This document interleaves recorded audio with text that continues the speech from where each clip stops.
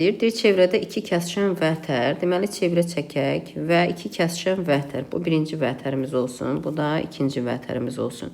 Ayırdığı qövslər 3, 4, 5, 6 nisbətindədir. 3x, 4x, 5x, 6x olsun.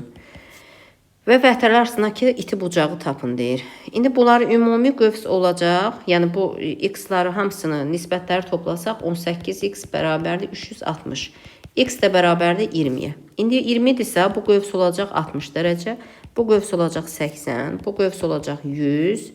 Və bu da 120. Bizdən iti bucağı soruşduğuna görə, baxın 120 ilə 80 toplayıb yarı bölsək daha böyük bucaq alınacaq. Ona görə 100 ilə 160'ı yarı bölürəm. Tutaq ki alfadırsa, alfa bərabərdir. Biz bilirik ki 2 vətər arasında qalan bucaq qövslərin cəminin yarısına bərabərdir. 60 üstə gəl 100 bölünsün 2. O da bərabərdir 160 bölü 2 bərabərdir 80 dərəcə.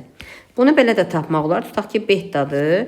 Beta bərabərdir 120 üstə gəl 80 bölü 2. 200 o da bölünür 100 qalar. Bura 100-dürsə, bunda iti bucağı, qonşu bucağı olacaq 80. Belə də tapmaq olar.